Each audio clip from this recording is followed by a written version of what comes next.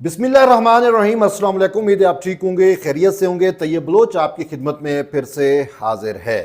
जी, आपने देख लिया जिस तरीके से अदालती महाज इस वक्त जो है वो इंतशारी गिरोह, फितना, तहरीक इंसाफ, यूथिया, यूट्यूबर्स, जो भी आप कहें, फैज़ नेटवर्क, इमरान प्रोजेक्ट, उन सब का आखिरी महाज जो है वो अदलिया है, अदालती महाज है। और अब इस अदालती महाज से जुड़ी हुई अहम डेवलपमेंट्स भी आपके सामने आ रही हैं। यानी कि सिंध हाई कोर्ट में ऐसा इस तरह ये चीज नहीं थी। हम ये समझ रहे थे कि जी इस्लामाबाद हाई कोर्ट है या लाहौर हाई कोर्ट है या फिर सुप्रीम कोर्ट ऑफ पाकिस्तान के वो मुअज़्ज़िज़ 8 जज साहबान हैं जो जुडिशल पॉलिटिक्स कर रही हैं। लेकिन जब से जस्टिस जहांगीरी का चूंकि ताल्लुक सिंध से है, कराची से है, तो जब से उसका मामला आया तो अब हम देख रहे हैं कि सिंध हाई कोर्ट भी जो है वो उसने भी अपने दांत दिखाने शुरू कर दिए। वहां पे बैठे हुए इमरान प्रोजेक्ट के जजेस या वो जजेस जो फैज नेटवर्क के इन्फ्लुएंस थे वो अब सामने आ रहे हैं। ये कहीं ना कहीं एक अच्छी बात है और हम तो चाहते हैं कि ये क्लीन अप होना चाहिए। ये जो मेस है, ये जो जुडिशियल पॉलिटिक्स चल रही है कि पार्लिमान के मद्दे मुकाबिल जुडिशरी आके खड़ी हो गई और कहती है सुप्रीम आप नहीं हो। ठीक है, अगर ये पार्लिमान सुप्रीम नहीं है तो फिर सुप्रीम कौन है? सबसे पहली बात तो यह है कि हमारी अपनी पार्लिमान के उसके मुताबिक और हमारी जो आइन है उसका जो दिबाचा है, ठीक है, जो कॉन्स्टिट्यूशन ऑफ पाकिस्तान है उसका जो दिबाचा है, उसमें यह वाज़े तौर के ऊपर यह लिखा हुआ है कि सुप्रीम अल्लाह की जात है। ये आप और मैं समझ सकते हैं, इस पे तो किसी को कोई शक कोई शुबा ही नहीं है। सुप्रीम अल्लाह की जात है और साथ फिर यह लिखा हुआ है कि जो पार्लिमान के नुमाइंदे हैं वो अल्लाह के इख्तियारात को, यानी वो नुमाइंदे जिनको अवाम मुंतखब करके भेजती है, वो अल्लाह के इख्तियारात को बतौर अमानत समझ के इस्तेमाल करेंगे। ठीक है, तो यूं पार्लिमान भी फिर इसको तशरीह की गई और इसके बारे में बाकायदा ये बात कही गई कि पार्लिमान भी सुप्रीम है क्योंकि वो अल्लाह की कमांड, अल्लाह की जो इख्तियारात है वो पार्लिमान इस्तेमाल कर रही है, करती है।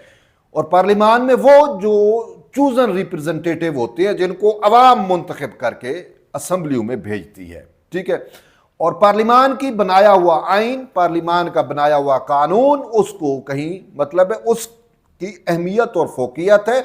और जब सुप्रीम कोर्ट का, हाई कोर्ट का कोई आर्डर कोई आ जाता है और एक साइड पे पार्लिमान का आइन आ जाता है, पार्लिमान का कानून आ जाता है, तो वो आर्डर खत्म हो जाता है। पार्लिमान के बनाए हुए आइन और कानून जो है वो वक़्त रखते हैं। ये एक अंडरस्टैंडेबल बात है और पार्लिमान सुप्रीम है, ये मैं नहीं कह रहा, ये एक पाकिस्तान से मुतल्लिक एक आप ट्रुथ समझे, एक हकीकत समझे, एक यूनिवर्सल बल्कि ट्रुथ है। और सिर्फ पाकिस्तान में नहीं, जो जिन भी आप किसी भी मुमालिक में चले जाए जो पार्लिमानी निज़ाम हुकूमत है जहां पे, वहां सब मुमालिक में पार्लिमान सुप्रीम है। मैं चंद जजेस के कहने से पार्लिमान की सुपरमेसी को अंडर एस्टिमेट या अंडरमाइन नहीं किया जा सकता। अब बात यह है कि सही मंसूर अली शाह ने और 8 जजेस ने तो जुडिशियल पॉलिटिक्स के लिए, और जुडिशियल पॉलिटिक्स आप देख रहे हो कि अब सिंध हाई कोर्ट भी उस जुडिशियल पॉलिटिक्स में आ चुकी है। जस्टिस जहांगीरी जिसकी डिग्री जेली थी, अब बात यह है कि उसकी डिग्री कराची यूनिवर्सिटी ने नल एंड वाइड कर दी, कहा दिया कि ये जेली डिग्री है, अब उसकी बुनियाद पर वो जज नहीं रह सकता इस्लामाबाद हाई कोर्ट का। लेकिन मुअज़्ज़िज़ जो जजेस हैं, सॉरी टू से सिंध हाई कोर्ट के, उन्होंने उठा के बाहर फेंक दिया कराची यूनिवर्सिटी का फैसला। उन्होंने कहा हम नहीं मानते, हटाएगी तो सुप्रीम जुडिशियल काउंसिल हटाएगी।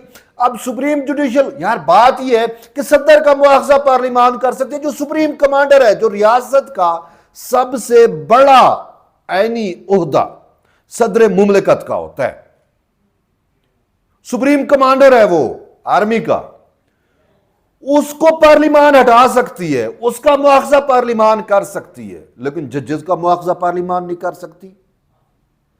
यह सोचने की बात है कि किसी भी मुमालिक में चले जाएं, जहां पे पार्लिमानी निज़ाम हुकूमत है, वहां जजेस की अपॉइंटमेंट, जजेस की तरीक़ेकार, जजेस की तकर्री और उनको हटाने का वो पार्लिमान के पास है। यहां पे सुप्रीम जुडिशल काउंसिल बनी हुई है और अब सुप्रीम जुडिशल काउंसिल में इमरान प्रोजेक्ट के जजेस की अक्सरियत है और उनको पता है तारिक जहांगीरी नहीं हटाया जाएगा। तारिक जहांगीरी वो जज है जिसने वो 6 जजेस जिन्होंने लेटर लिखा था, उसमें ये मोअज़्ज़ज़ जज साहब जहांगीरी साहब भी शामिल थे। अब ऐसे पूरे सिनेरियो के अंदर पार्लिमान का किरदार है जो उसको करना है, और मुझे अफसोस से कहना पड़ेगा कि पार्लिमान अपनी तवज्जो गैर जरूरी चीजों पे फोकस किए हुए है। अब जी वो इरसा एक्ट आ रहा है, ठीक है, अब लेके आओ, लेकिन पहले जो वक्त की जरूरत है उसको तो लेके आओ। अब इरसा एक्ट पे क्या है, पीपल्स पार्टी शायद साथ ना देगी, कैसे देगी, वो सिंध में अभी से एहतजाज शुरू हो गए हैं।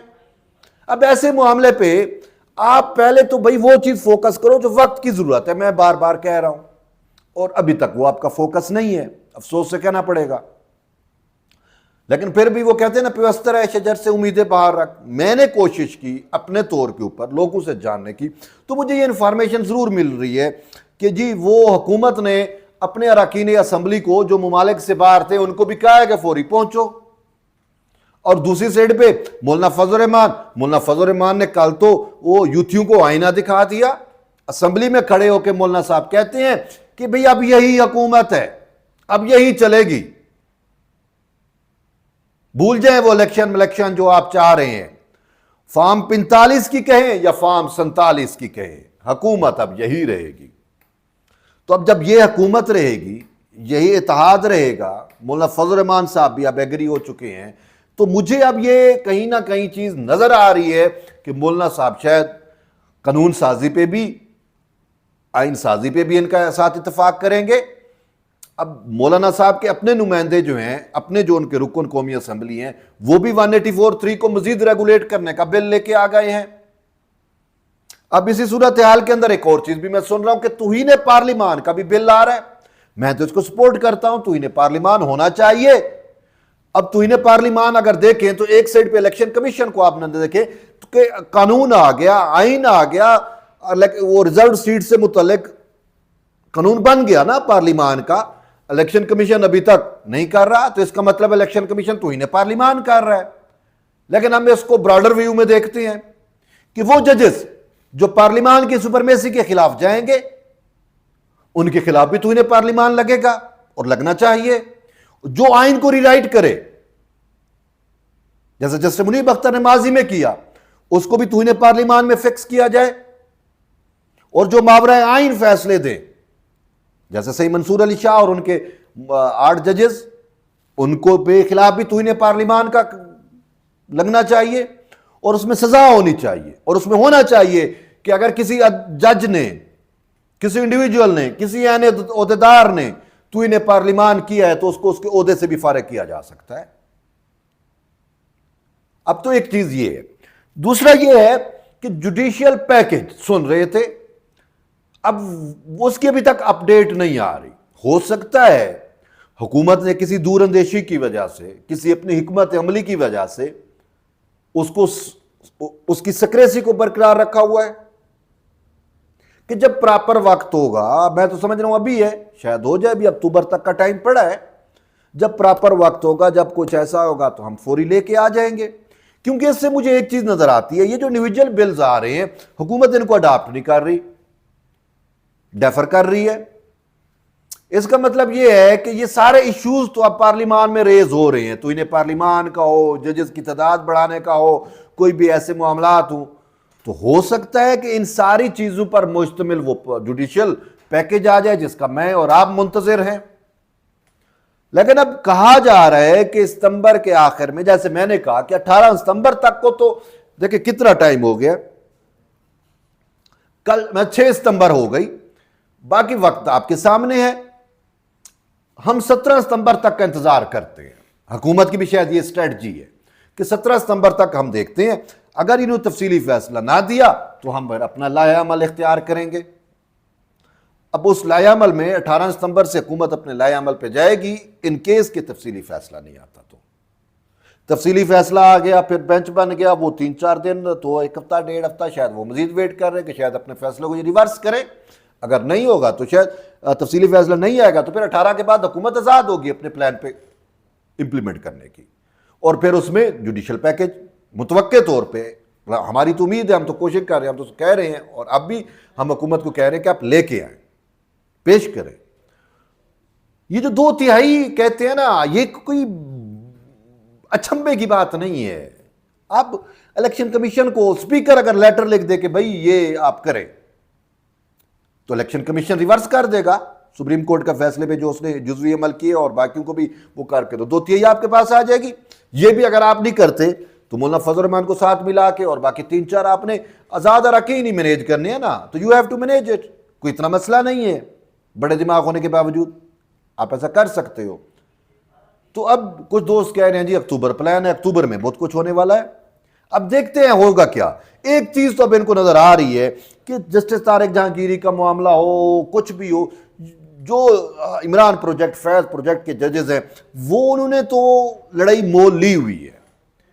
वो यहां पे बैठे हैं जुडिशरी के अंदर, वो ब्लैक गाउन पहन के अदालती छत्र छाया के तले आपके और मेरे टैक्स पेयर, टैक्स के पैसों से तनख्वाहें ले रही है। उनको तो परवाह नहीं है, लेकिन वो अपने हलफ की परवाह नहीं कर रहे, जो आइन की परवाह नहीं कर रहे, जो कानून की परवाह नहीं कर रहे, उनको सिर्फ एक ही परवाह है, और वो ये समझते हैं कि भाई ये आखिरी जंग है और ये इस जंग के बाद जीत हमारी है। वो तो तहरीक इंसाफ की उस हकीकी आजादी के जो है ना, वो वॉरियर बने हुए हैं।